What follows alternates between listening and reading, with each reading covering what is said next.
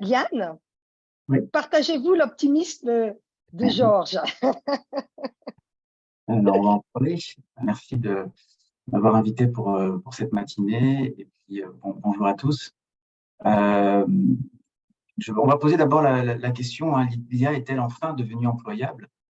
Pourquoi ce enfin? Eh bien, parce que ce dont vient discuter Georges, eh bien, ce n'est pas la première fois qu'on prédit que l'intelligence artificielle va se ruer sur nos emplois, qu'elle va être dotée des compétences que l'on mobilise au travail. Le monsieur que vous voyez là, c'est Herbert Simon, qui a le double intérêt pour le sujet qui nous préoccupe, d'être à la fois lui aussi prix Alan Turing d'intelligence artificielle, puisqu'en plus il faisait partie des pères fondateurs de l'intelligence artificielle, une discipline qui a été créée en 1956. Mais en plus, il est prix Nobel d'économie pour ses travaux sur les organisations. Donc, il a cette double compétence, à la fois en informatique et en organisation. Et voilà, il disait, en 1958, dans 20 ans, les machines seront capables de réaliser tout ce que les humains peuvent faire. Et ça ne nous a pas échappé que ce n'est pas arrivé.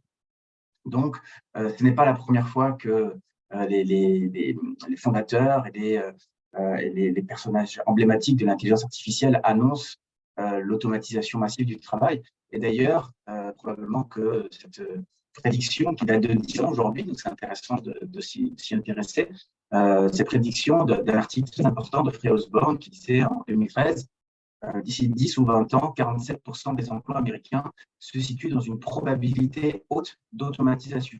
Alors, dans notre jargon, une probabilité haute d'automatisation, c'est lorsque plus de 70% des tâches qui composent un métier sont adressées de manière suffisamment efficace pour considérer qu'on peut le remplacer par une machine. Et donc, on est à mi-parcours de cette prédiction.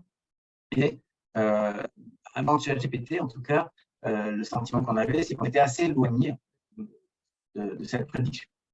Alors, pourquoi, malgré tout, en 2013, on revient avec cette grande confiance dans la technologie et dans l'employabilité de la technologie? Eh bien, bien avant ChatGPT, ce qui avait vraiment remué les experts, c'était la Google Car. Là, vous êtes à bord d'une Google Car et là, vous voyez bien, la Google Car veut tourner à gauche et puis elle veut les programmer pour tourner à gauche, parce que quelqu'un l'a mis sur le GPS. Un vélo coupe sa trajectoire, elle s'arrête et elle tourne. Et tout ça paraît très anodin pour nous parce que conduire est une compétence qui nécessite certes un apprentissage relativement long, mais aujourd'hui, la plupart d'entre nous, nous savons conduire tout en pensant à autre chose, en écoutant la radio, parfois en discutant avec un voisin, et certains même, paraît-il, téléphonent en même temps. La plupart du temps, on peut réaliser toutes ces tâches, sauf lorsque il y a une complexification de l'environnement. Et ce qui a fasciné là-dedans, c'est cette capacité de la machine à prendre des décisions de façon autonome dans un environnement incertain. Voilà. Et en plus, un environnement physique. On n'est pas dans le monde de la simulation et de la programmation.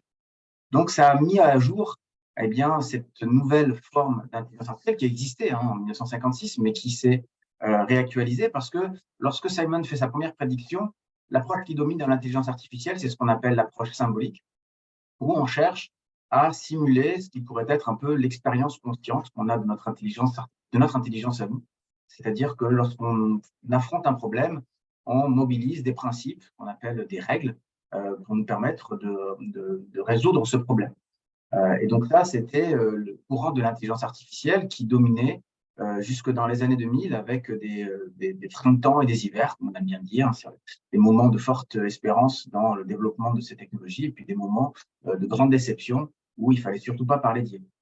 Et en fait, ce qui a permis ces grands progrès dans la Google Car et puis surtout plus tard dans la reconnaissance d'images, la reconnaissance de situation, c'est ce que la Google Car embarque, c'est ce qu'on appelle l'approche connexionniste, qui essaie davantage de simuler la façon dont un enfant apprend, c'est-à-dire un peu comme un grand livre d'images. On montre à un enfant et puis au bout d'un certain nombre d'exemples, il est capable de reconnaître dans la vie réelle les images qu'on lui avait montrées. La différence près, c'est que l'humain reste assez compétent pour généraliser à partir de très peu d'images. Il fait quelques erreurs, mais généralement, il compense le défaut d'information par son bon sens et sa connaissance du monde. Par contre, dès qu'on lui donne beaucoup d'éléments, eh bien, on a un petit peu de mal, on a du mal à gérer beaucoup d'éléments. L'intelligence artificielle, c'est le contraire. Quand elle a peu d'éléments, elle n'est pas très performante. Par contre, quand elle a beaucoup d'éléments, et plus elle en a en quantité et en qualité, et plus elle est performante. Donc, vous voyez, on a deux formes d'intelligence qui se ressemblent d'une certaine façon, parce qu'elles sont plutôt empiriques, c'est-à-dire qu'elles apprennent à partir d'exemples plutôt qu'à partir de la théorie. C'est-à-dire qu'on apprend, l'IA moderne apprend de bas en haut, c'est-à-dire de l'expérience vers la théorisation. Et nous, de la même façon, on apprend essentiellement de bas en haut, même si à l'école, on apprend plutôt de haut en bas.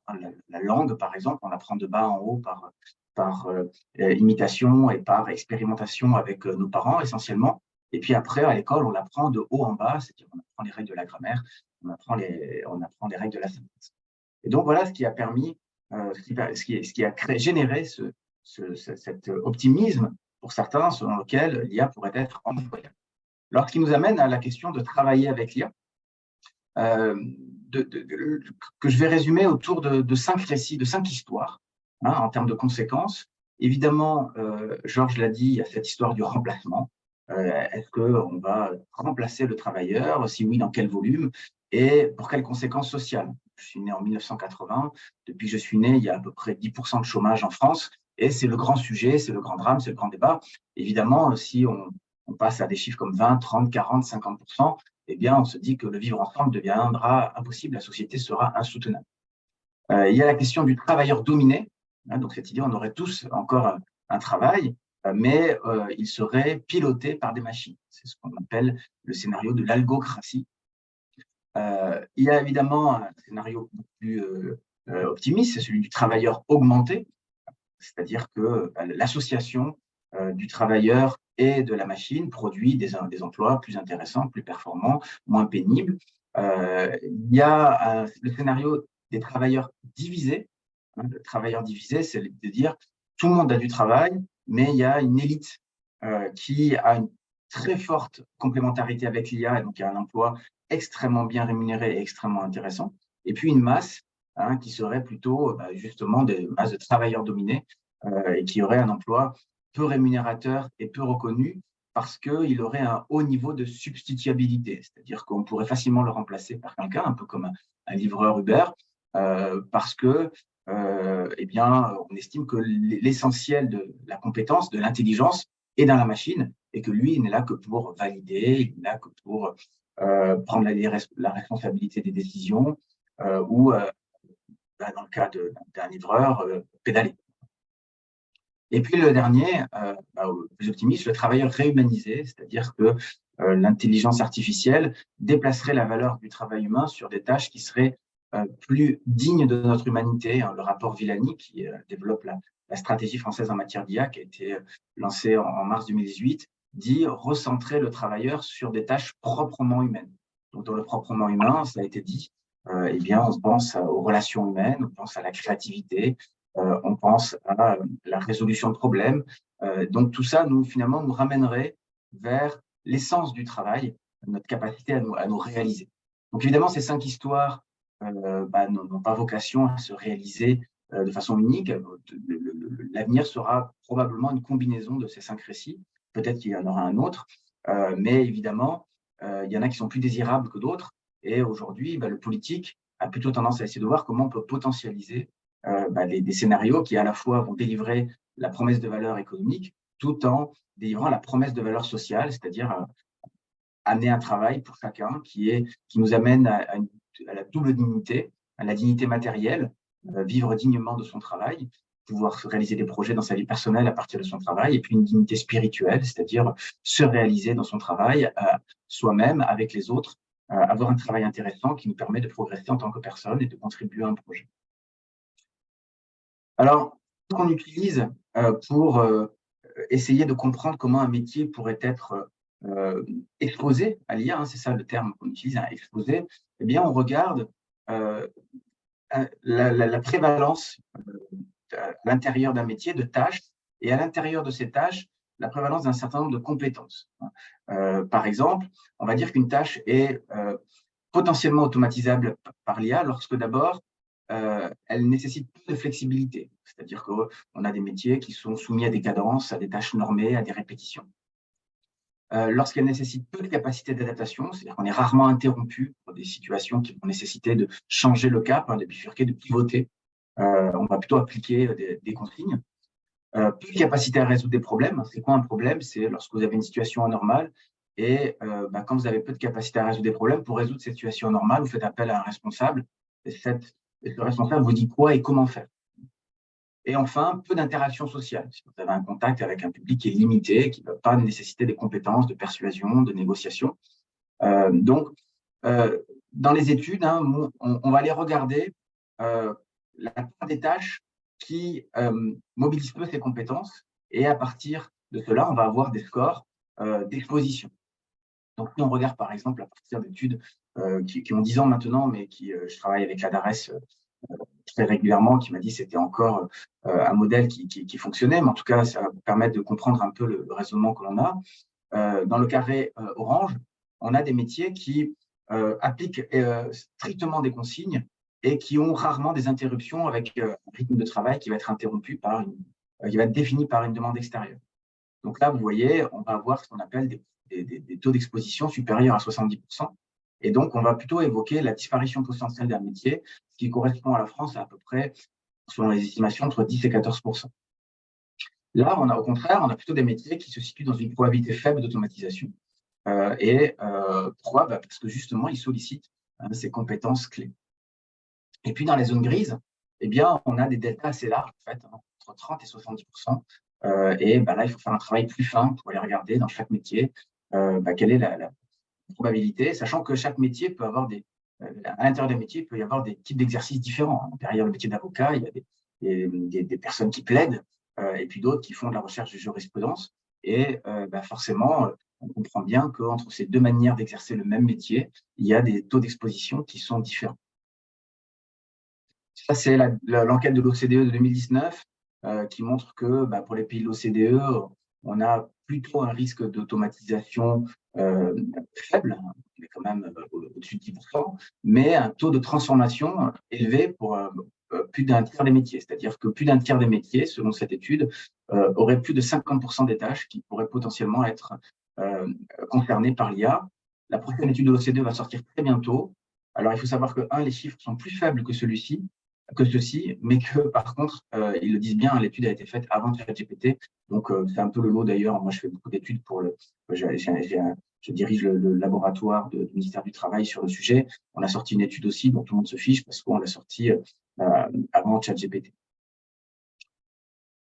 Donc maintenant, ce qui fait qu'aujourd'hui, ça freine aussi le développement de l'IA au travail. La première chose, c'est le problème de l'explicabilité. C'est-à-dire qu'on a des systèmes qui sont très performants, mais qui sont ce qu'on appelle des boîtes noires. C'est-à-dire qu'on a beaucoup de mal à tracer leur raisonnement et à créer une situation où l'utilisateur peut dire « Pourquoi tu me dis ça ?»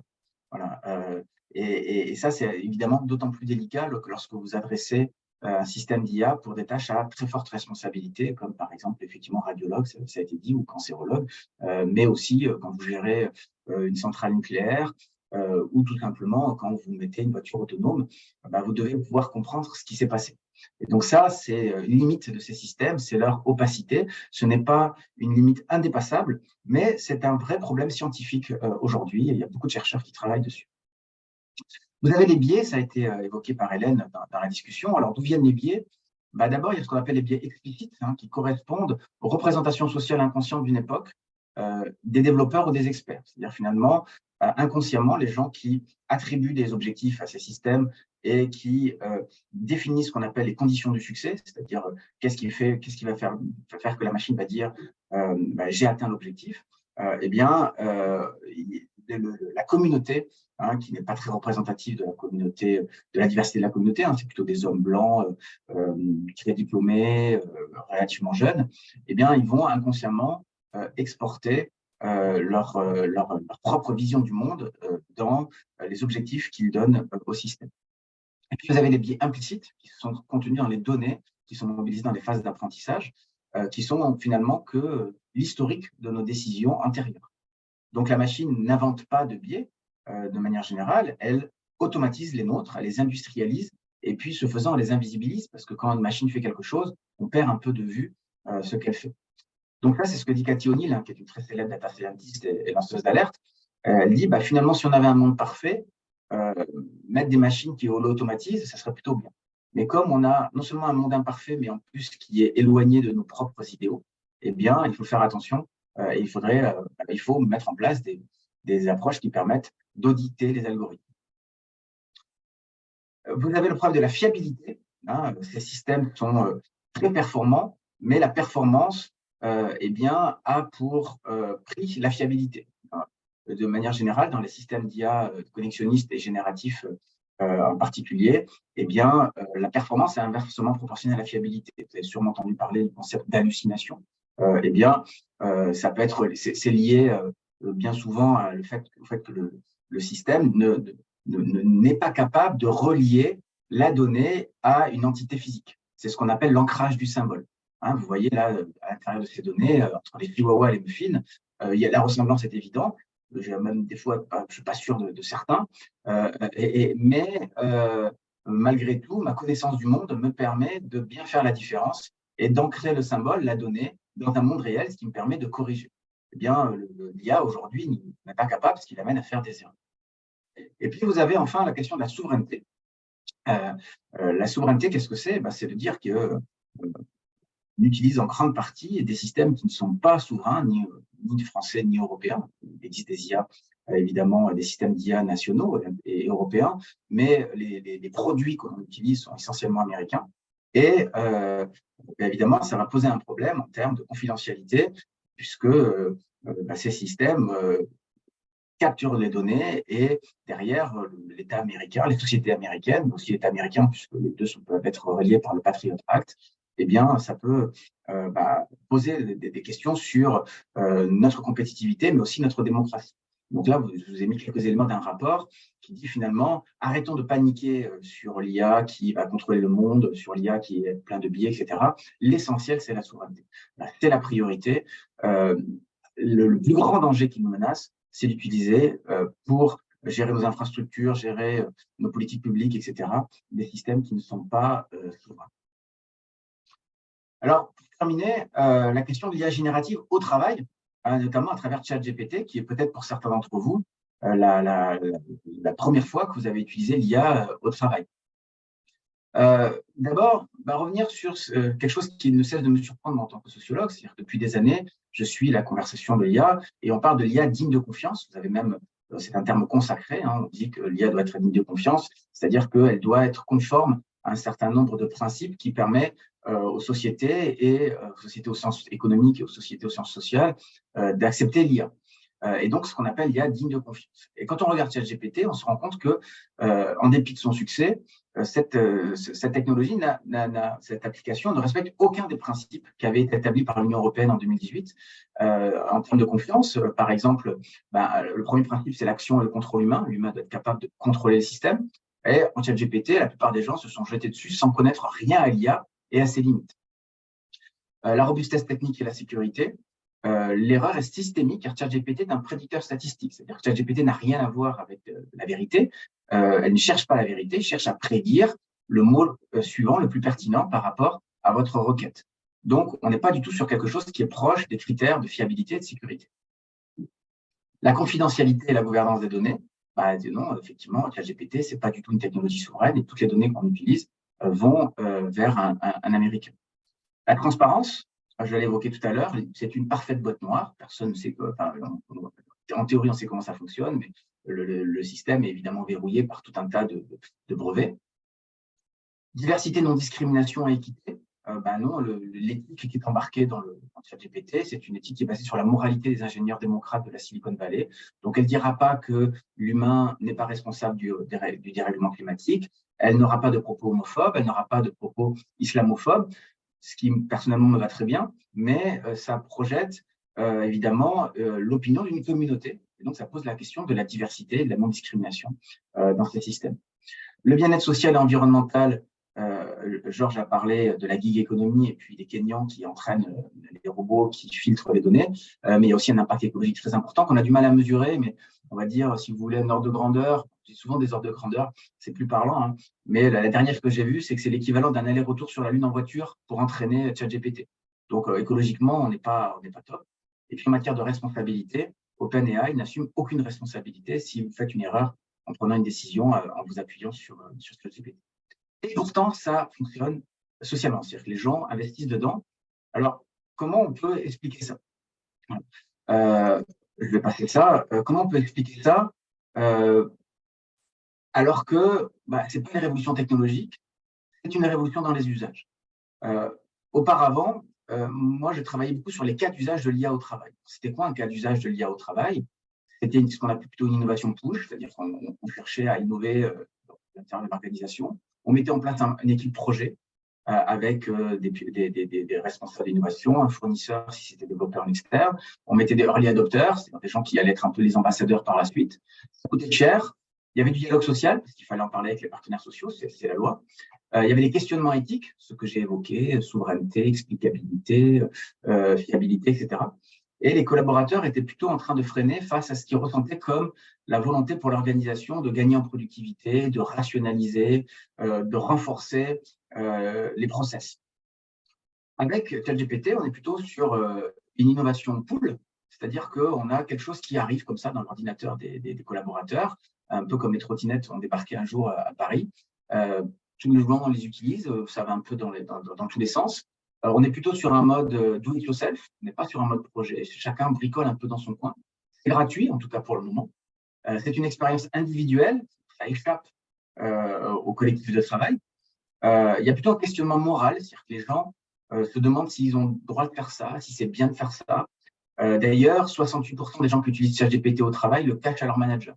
Donc, ils ne sont pas sûrs que ce soit bien. Et puis, par ailleurs, s'ils ont gagné un peu de temps, ils ne préfèrent pas le dire au manager parce que de peur qu'on leur donne un peu plus de boulot. Et là, c'est plutôt les dirigeants qui freinent. Voilà, c'est ça qui est intéressant, c'est que on a des collaborateurs qui s'emparent de quelque chose, ils gagnent un peu de productivité, ils gagnent du temps, ils gagnent aussi le sentiment de savoir faire des choses qu'ils ne savaient pas faire avant. Et c'est les dirigeants qui leur disent « Ouh là là !» par exemple, à Sciences Po, on a dit aux étudiants, c'est interdit. Moi, je travaille avec Airbus, ils ont dit doucement, doucement.